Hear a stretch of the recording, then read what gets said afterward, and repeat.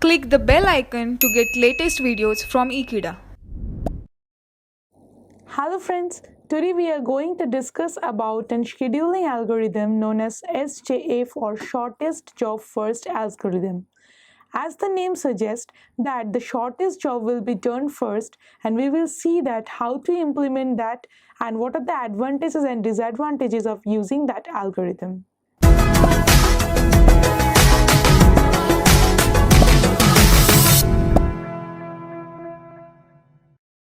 SJF is a non-preemptive scheduling algorithm. We can use this algorithm for a long-term scheduling, as we will see later. First, we will know what is an SJF algorithm. In SJF algorithm, the associates algorithm with the next CPU burst time that we need to know the burst time of the processes, and the shortest among them will be arrived first, after that the next one. If two or more processes have the same burst time, then FCFs will break the tie. Thus, the name should be shortest next job first algorithm. But as we can suggest that shortest job first algorithm is perfect.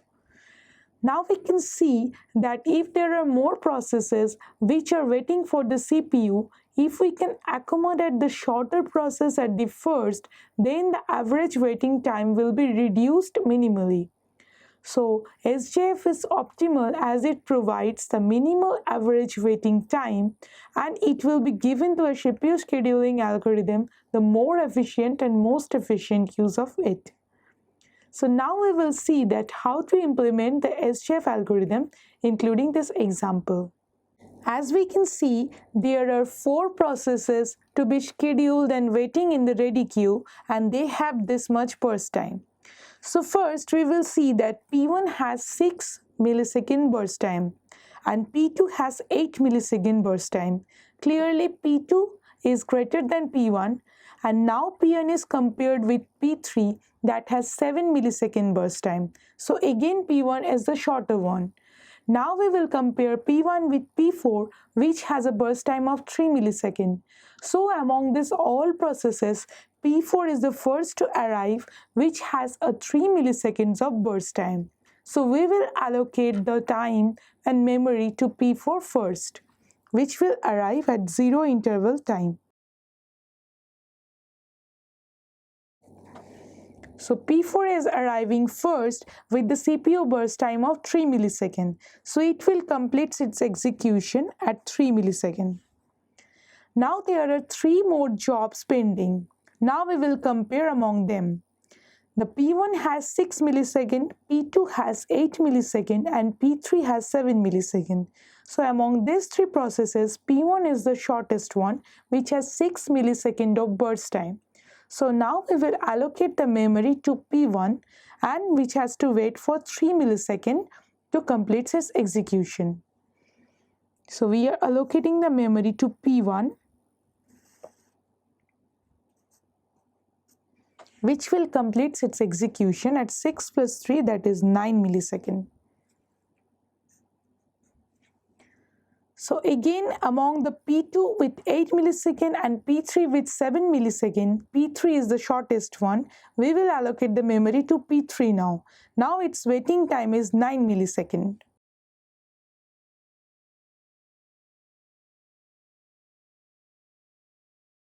Now at last P2 is remaining with 8 milliseconds of burst time, so we will allocate this P2 after P3, which has to wait for 16 milliseconds of burst time.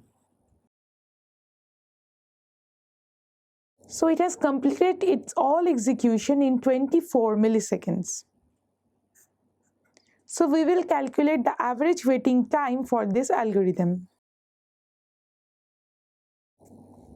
So the average waiting time for P1, as we can see, is 3 milliseconds. At 3 milliseconds, P1 can arrive at the CPU to allocate its work. The next is P2, which has to wait for 16 milliseconds to arrive its allocation. The next one is P3, which has to wait 9 milliseconds for its allocation. And the next one is P4, which is arriving. The next one is P4, which is arriving at the first. That means it doesn't have to wait at all. So it is arriving at 0 waiting time.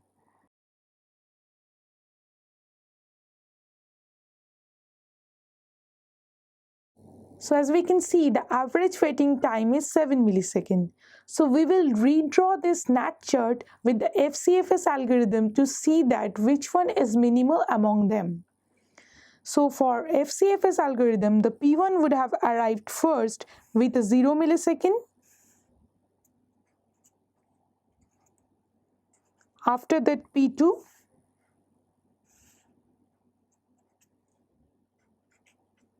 After that P3.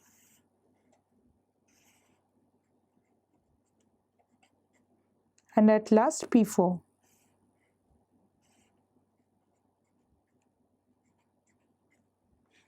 So here, if you can see that the average waiting time is, for P1 it is 0 millisecond, for P2 it is 6 millisecond, for P3 it is 14 millisecond, and for P4 it is 21 millisecond.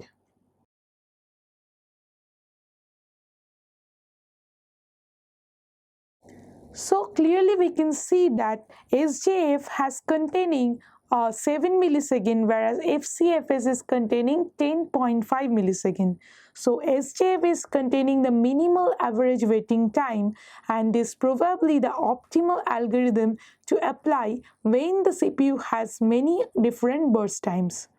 The processes with different burst times, here you can see that arriving and processes are done with the shortest waiting queue, that reducing the access time as much as possible. But the real difficulty of using a SJF algorithm, that to know the amount of burst time of the next process, in which we are using a long-term scheduling algorithm like a scheduler, we can know the estimated processes burst time by the time those processes are submitted to the ready queue. There you can schedule it accordingly. But when you're using a short-term scheduler, we cannot know the CPU burst time of the next process. Thus, we have to estimate an SJF algorithm, and whether being an optimal one, we cannot use it as a short-term scheduler. This scheduling algorithm allows us to estimate the SJF algorithm by not knowing the exact CPU burst time, but already expecting to predict the burst time, that what it can be. Thus, it results in an erroneous SJF algorithm result.